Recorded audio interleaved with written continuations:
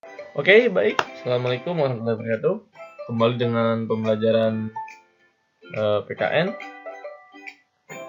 Apa kabar semuanya anak-anak? Di sini Bapak akan menjelaskan materi selanjutnya, yaitu berkomitmen terhadap pokok kaidah negara fundamental. Pada kelas 7, Bapak akan mencoba menjelaskan pada kedudukan pembukaan undang-undang yang memang artinya bila diartikan perkata yakni berjanji terhadap pokok pedoman negara dalam kebenaran umum atau dasar berkomitmen terhadap undang-undang negara Republik Indonesia sebagai konstitusi tertulis.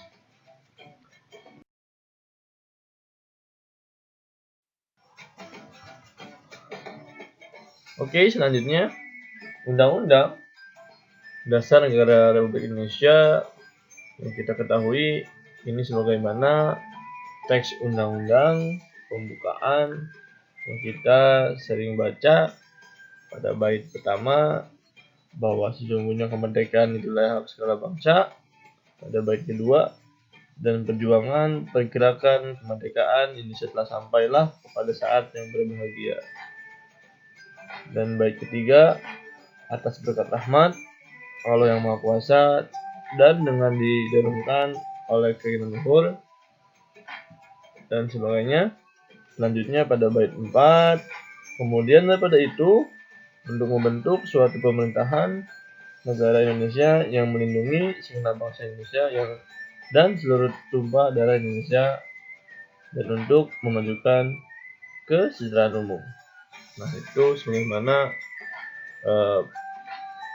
bait-bait undang-undang yang Bapak bacakan hanya sedikit saja ya. Selanjutnya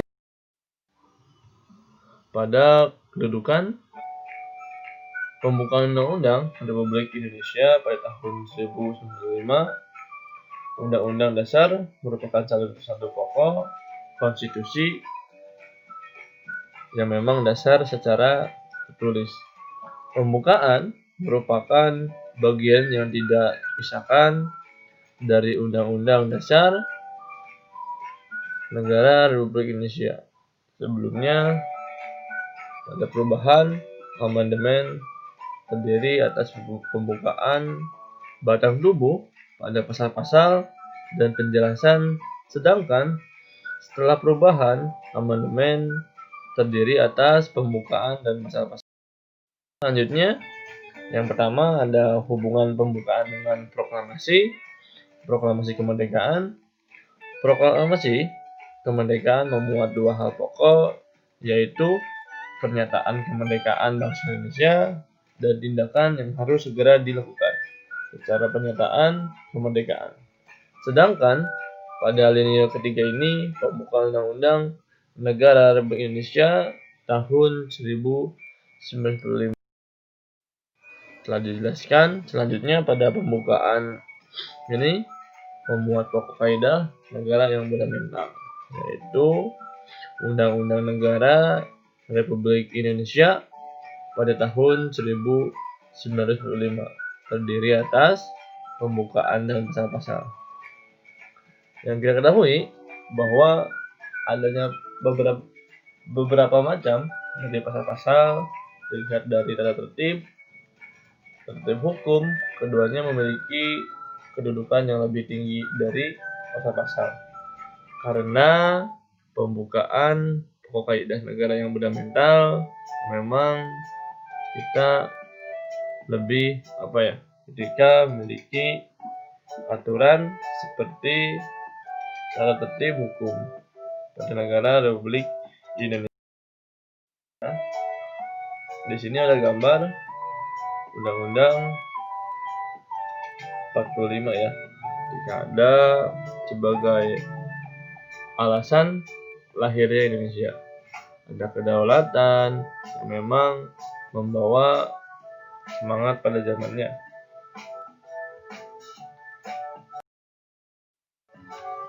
Nah, pada alinea pertama ini pada pembukaan Undang-Undang Republik Indonesia pada tahun 1945 menunjukkan ketangguhan dan tekad bangsa Indonesia untuk menegakkan kemerdekaan dan menentang penjajah. Pada alinea kedua ini menunjukkan ketetapan dan ketajaman penilaian bangsa Indonesia bahwa perjuangan bangsa Indonesia telah sampai tingkat yang menentukan, bahwa momentum yang telah dicapai harus dimanfaatkan untuk menyatakan kemerdekaan. Selanjutnya, kemerdekaan harus diisi dengan mewujudkan negara Indonesia yang merdeka, bersatu, berdaulat, adil, dan selanjutnya pada alinea ketiga ini dijelaskan bahwa memuat kemerdekaan didorong oleh motivasi spiring, yaitu kemerdekaan yang dicapai oleh bangsa Indonesia merupakan atas berkah rahmat Allah Subhanahu wa taala yang Maha Kuasa. Ini merupakan perwujudan sikap dan keyakinan pada keyakinan bangsa terhadap Tuhan yang Maha Esa. Selanjutnya pada alinea keempat bahwa pembukaan Undang-Undang Negara Republik Indonesia pada tahun 1945 memuat prinsip-prinsip negara, yaitu tujuan negara yang mewujudkan oleh pemerintah, ketentuan diadakannya Undang-Undang Dasar. Di sini ada bentuk negara, yaitu bentuk republik yang berkedaulatan rakyat. Selanjutnya ada dasar negara, yaitu Pancasila. Di sini ada gambar Undang-Undang 45 ya. Jika ada sebagai alasan lahirnya Indonesia, ada kedaulatan yang memang membawa semangat pada zamannya.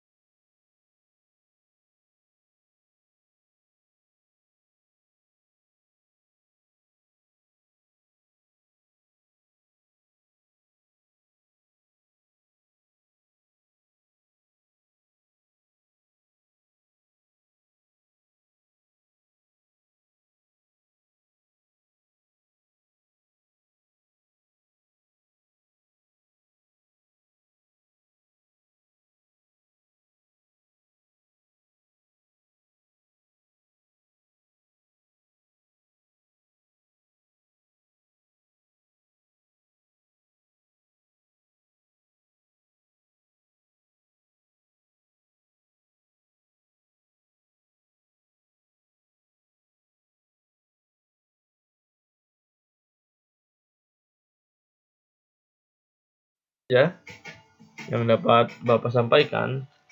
Tolong dipahami, dimengerti pada materi ini ya. Cukup sekian. Terima kasih. Wassalamualaikum warahmatullahi wabarakatuh.